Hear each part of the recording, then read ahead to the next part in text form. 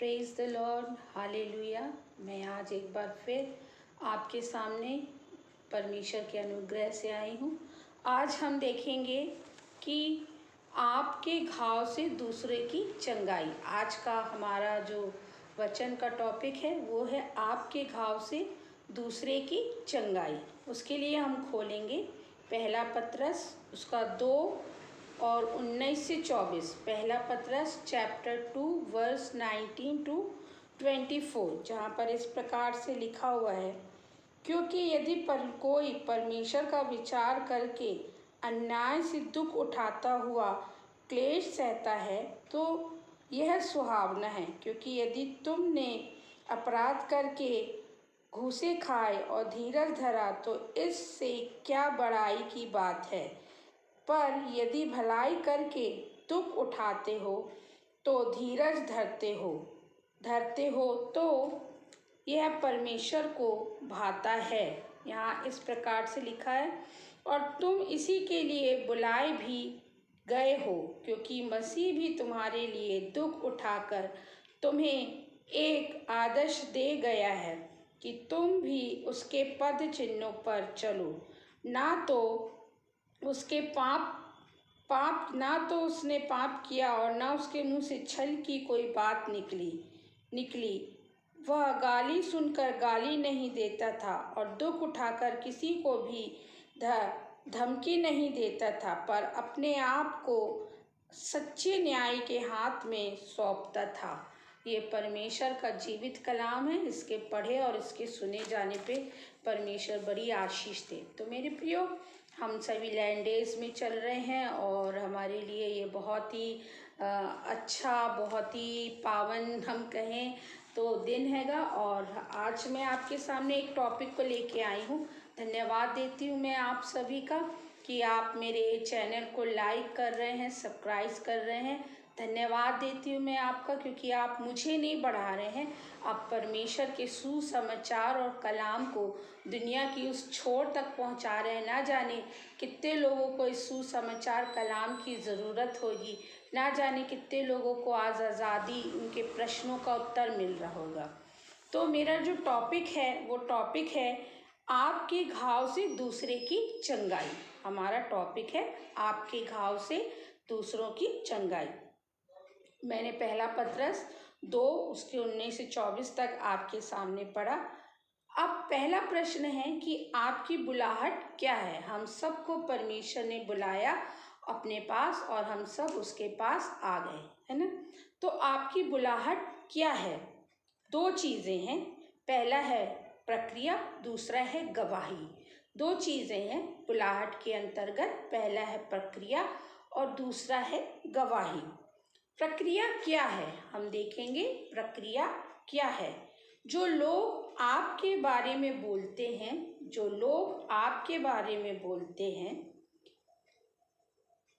वो क्या है? प्रक्रिया है। जो लोग आपके बारे में बोलते हैं वो प्रक्रिया है। अब हम देखेंगे गवाही। हम सब बोलते हैं हमारे जीवन में एक गवाही है, इसीलिए हम उसको देना चाहते। कहीं भी गवाही देने की बात आती तो हम गवाही देते हैं। जैसे मैंने भी दिया कि मैं पहले अच्छी नहीं थी, है ना, मैं दुष्ट आत्माओं से ग्रसित थी, फिर मैंने बताया आपको, तो ये मेरी गवाही थी। मगर अब हम आज उसको और अच्छी तरीके से समझेंगे। तो गवाही, जो प्रभु आपके बारे में बोलता है या सोचता है। तो गवाही क्या है? जो प्रभु आपके बारे में बोलता या सोचता है। बहुत बार आपकी गवाही प्रक्रिया हो जाती है, जैसे कि हम उसको प्रक्रिया में ले आते हैं। जैसे अभी मैंने पहले बताया कि मुझे ऐसा ऐसा था, वो एक प्रक्रिया है। मगर प्रभु मेरे बारे में क्या बोलता है, क्या सोचता है, ये मेरी गवाही होना चाहिए। उदाहरण के लिए इस संदर्भ में यीशु पर भी बहुत से अभियोग लगाए गए थे। हम देखते हैं कि यीशु की गवाही क्या थी कि वो परमेश्वर का इकलौता पुत्र था, मगर इस संदर्भ में उसके ऊपर भी कई अभियोग लगाए गए। अब हम देखेंगे कि अभियोग क्या क्या यीशु मसीह के ऊपर लगाए गए। धार्मिक और राजनैतिक आधार पर अभियोग लगाए गए। किस किस आधार पर लगाए गए? धार्मिक और राजनैतिक आधार पर यीशु के ऊपर अभियोग लगाए गए। अब हम देखते हैं कि कौन कौन से अभियोग उसके ऊपर लगाए गए, जिसके कारण उनको क्रूस पर भी चढ़ाया गया। जो अभियोग लगाए गए जिसके कारण कि क्रूस पर भी यीशु को चढ़ाया गया। तो पहला अभियोग है स्वयं को परमेश्वर का पुत्र कहना। स्वयं को परमेश्वर का पुत्र कहना। यीशु मसीह स्वयं को क्या कहते थे? मैं परमेश्वर का पुत्र हूँ। दूसरा है यहूदी कानून को तोड़ना। यहूदी कानून को तोड़ना। शब्द के दिन चंगाई करना। तीसरा है शब्द के दिन चंगाई करना। चौथा है मंदिर को नष्ट करने की बात कहना। चौथा क्या है? मंदिर को नष्ट करने की बात कहना। और पांचवा है स्वयं को यहूदियों का राजा बताना। स्वयं को यीशु मसीह क्या बताते थे? कि मैं यहूदियों का राजा हूँ। तो ये अभियोग यीशु मसीह के ऊपर लगाए गए। हमने देखा कि यीशु मसीह के ऊपर क्या क्या अभियोग लगाए गए। यदि अभियोग गवाही है तो सही नहीं है, है ना? हमारे यदि अभियोग, तो अभियोग हमने जैसे मैंने पहले बताया कि मैं ऐसी थी, मैं वैसी थी, तो ये सही नहीं है। तो यीशु की गवाही सही क्या है? तो यीशु की गवाही सही क्या है? ये है मेरा प्रिय पुत्र। जब यीशु मसीह बपतिस्मा लेके बाहर निकले तो परमेश्वर का कलाम बताता है कि आकाश से एक वाणी हुई और पवित्र आत्मा उनके ऊपर आके ठहर गया और कहा कि ये मेरा प्रिय पुत्र है, इससे मैं अति प्रसन्न हूँ। और क्या कहा? इससे मैं अति प्रसन्न हूँ। ये यीशु की सही गवाही है। ये यीशु की क्या है? सही गवाही है। तो मेरी और आपकी भी सही गवाही होना चाहिए। फिर है तो आज जब हम अच्छे काम करके भी दुख उठाते हैं, आज हम जब अच्छे काम करके भी दुख उठाते हैं तो ये प्रक्रिया है। हम अच्छे काम करके भी जब दुख उठाते हैं तो ये हमारी क्या है? प्रक्रिया है। तो हमारी गवाही क्या हुई? तो बदला ले सकते थे हमने कहा ना, अभी सुना वचन में कि वो गाली सुन के गाली नहीं देता था, थप्पड़ खा के थप्पड़ नहीं मार सकता था, वो बदला लेने का काम नहीं करता था। तो मेरा और आपका भी बदला लेने का काम नहीं है। अब हम पहला पत्रस 1:20 फिर से एक बार देखेंगे। आप सब अपनी बाइबलों को खोल सकते हैं। 1:20 में इस प्रकार से लिखा हुआ है, क्योंकि यदि तुमने अपराध करके घूसे खाए और धीरज धरा तो इससे क्या बड़ाई की बात है। यदि तुमने अपराध करके घूसे खाए और धीरज धरा तो इसमें कोई भी बड़ाई की बात नहीं है। पर यदि भला काम करके दुख उठाते हो और धीरज धरते हो तो यह परमेश्वर को भाता है। ये आपकी गवाही होना चाहिए कि भला काम करके हमने धीरज धरा और दुख उठाया, ये परमेश्वर को भाता है। और ये हमारी क्या होना चाहिए? गवाही होना चाहिए। क्योंकि हम अभी देख रहे हैं कि यीशु की गवाही क्या थी? कि वो परमेश्वर का प्रिय पुत्र है। अब हम आगे देखेंगे, परंतु ये मेरी बुलाहट है। परंतु ये मेरी क्या है? बुलाहट है कि परमेश्वर ने हमको बुलाया इसलिए कि हम भलाई करके क्या करें? दुख उठाएं। इसलिए परमेश्वर ने हमको बुलाया। तो ये मेरी और आपकी क्या है? बुलाहट है कि हम भले काम करके दुख उठाएं, घूसे खाएं। ये मेरी और आपकी बुलाहट है। प्रभु के द्वारा आप चाहते हो कि प्रभु की बुलाहट में चलें। यदि आप चाहते हैं कि आप प्रभु के द्वारा बुलाए जाएं और प्रभु की बुलाहट में चलें, मैं नहीं, जो प्रभु मेरे अंदर रहता है वो मसीह जीवन है। मेरे अंदर जो मसीह रहता है वो मेरा मसीह जीवन है। फिर हम देखेंगे, जब चेले यीशु को पकड़ने आए, मैंने यहाँ पर इस कहानी को लिया है। जब चेले यीशु को पकड़ने आए बगीचे में, तब अंतिम भोज के बाद यहूदा इस्करियोती ने प्रधान याजकों द्वारा भेजी गई सेनाओं में तलवार थी, उनके पास लाठियां थी और वो इन सबसे लैस थे के साथ यीशु को पकड़वाने आए। मगर क्या यीशु इसके पहले भी तो आराधनालय में उनको वचन सुनाता था, लोगों को चंगा करता था, तब उन्होंने क्यों नहीं यीशु को इस तरीके से पकड़ा? क्योंकि यीशु का उस समय तक समय नहीं आया था। और क्या किया? प्रधान याजक के एक व्यक्ति का पतरस ने कान काट दिया।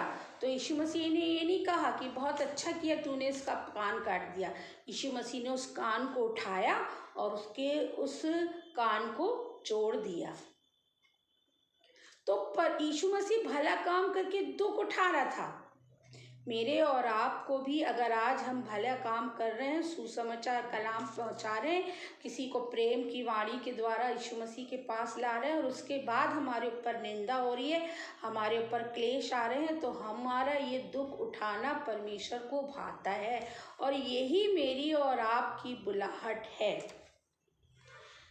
जब हम सही करके भी दुख उठाते हैं, आप घायल हो जाते हैं। हम क्या हो जाते हैं? घायल हो जाते हैं। हम किसी के साथ बहुत अच्छा कर रहे हैं और कोई हमारे साथ बुरा व्यवहार करता है, कोई हमारे प्रेम के बदले हमको बुरी बातें बताता है, तो ये क्या होता है? हम दुखी हो जाते हैं और हमको क्या मिलता है? दुख मिलता है, हम घायल हो जाते हैं। यीशु मसीह भी अच्छा काम कर रहा था, फिर भी उसको कलवरी क्रूस पे चढ़ा दिया गया, उसे कोड़े मारे गए, उसके वस्त्र की चिट्ठी डाल दी गई और यीशु मसीह क्या हो गया? घायल हो गया। मैं और आप भी आज अच्छे काम करके घूसे खा रहे हैं, दुख उठा रहे हैं, तो मैं और आप भी मेरे प्रियो घायल हो जाते हैं। हम कई बार अपना अच्छा न करके सामने वाले का अच्छा कर रहे हैं, मगर बदले में जब वो हमारे साथ सही प्रतिक्रिया नहीं करता है तो हम क्या हो जाते हैं? घायल हो जाते हैं। आज मगर परमेश्वर ऐसे विचारों से, जो ऐसी बातों से आप लोग जूझ रहे थे, आपके सवाल नहीं मिल रहा था, आज परमेश्वर इस कलाम के द्वारा आपको सवाल देगा, सवाल के उत्तर को देगा। घायल हुआ, यीशु के घायल हो देने से हमको क्या मिला? तो यीशु भी घायल हुआ, तो यीशु के घायल होने से हमको क्या मिला? हमको चंगाई मिली। आज हम कहते हैं ना, यीशु के कोड़े खाने से मैं चंगी हूँ। यीशु के कोड़े खाने से मैं चंगा था नहीं, मैं चंगा हूँ। मैं होऊंगा नहीं, मैं चंगा हूँ। मैं प्रेजेंट टेंस में चंगा हूँ। तो यीशु के घायल होने से हम क्या हैं? चंगे हुए, हमें चंगाई मिली। उस घाव से हमें चंगाई मिली। आप बहुत से लोगों के लिए आशीष बन जाते हैं। तो हम भी बहुत से लोगों के लिए क्या बन जाते हैं? आशीष बन जाते हैं। जब हमारी सही प्रतिक्रिया रहती है लोगों के साथ और लोग हमको सही प्रत्युत्तर नहीं देते, तो हम भी घायल हो जाते हैं, मगर वो घायल हमारा होना दूसरे के लिए आशीष का कारण बन जाता है। कबूतर, मैं एक एग्जाम्पल और ली हूँ यहाँ पर। कबूतर हमेशा किस पे बैठता है? कबूतर कभी भी शेर के ऊपर नहीं बैठता है। कबूतर कभी भी शेर के ऊपर नहीं बैठता है। कबूतर को बाइबल में पवित्र आत्मा के रूप में दर्शाया गया है।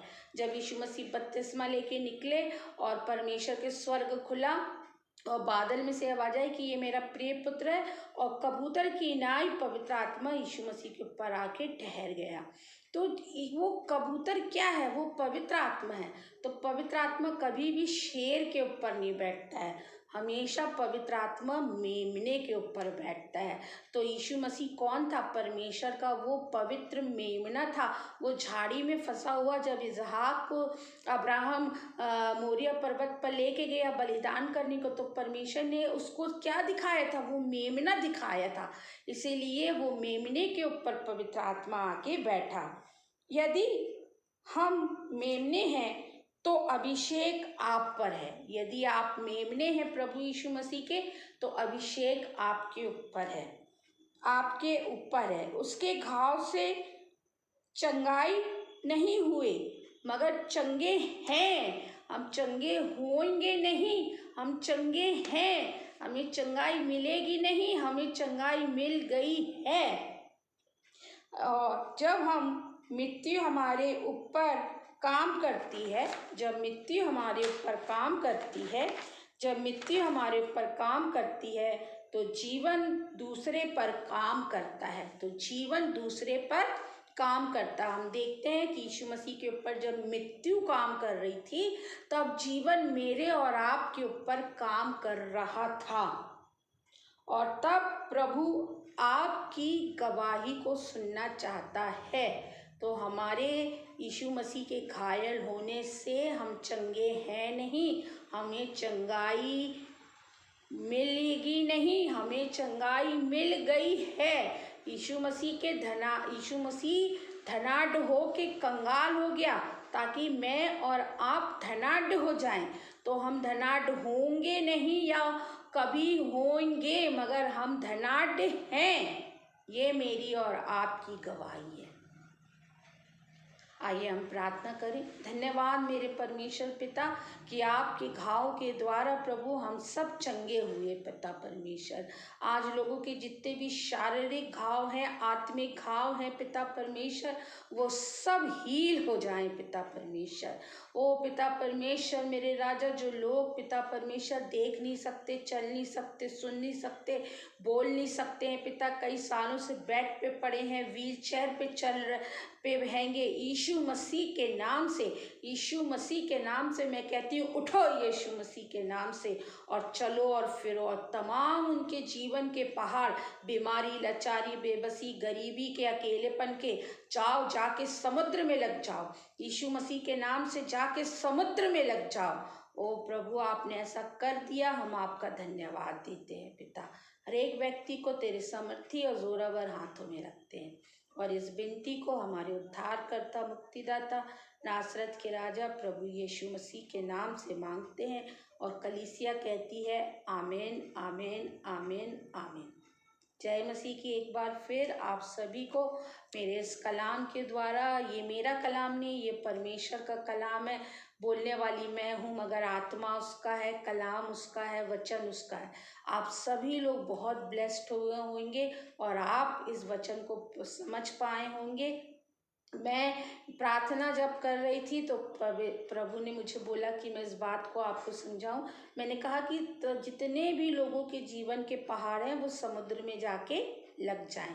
आप एक बताइए, क्या समुद्र में उसको वो नींव मिल पाएगी कि पहाड़ लग जाए? परमेश्वर हमारा कितना भला और कितना अच्छा है।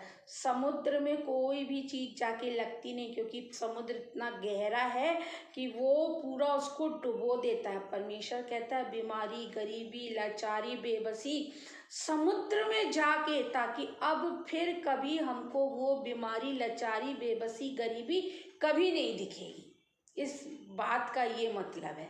हमारा परमेश्वर कितना महान है। तो आपकी जितनी भी परेशानियां हो, जितनी भी दिक्कत हो मेरे प्रियो, आप कमेंट बॉक्स में मुझे अपने प्रार्थना निवेदन भेज सकते हैं, मगर मैं कहती हूँ कि मेरे से ज़्यादा आप अपने लिए खुद प्रार्थना करें।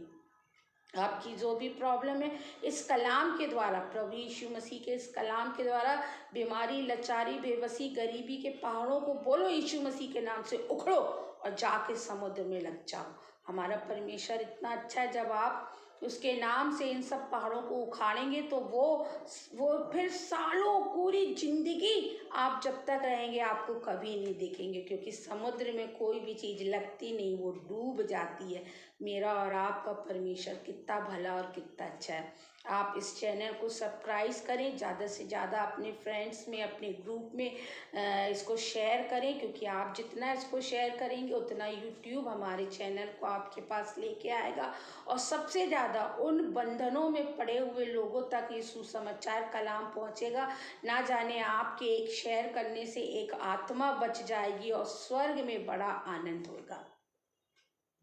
आप सभी के प्रेम के लिए धन्यवाद। आप सब मेरे वीडियो को देखते हैं, उसे लाइक करते हैं, मैं उसके लिए धन्यवाद देती हूँ। और इस चैनल को बढ़ाएं और दुनिया की छोर तक इसको पहुँचाएं। जय मसीह की।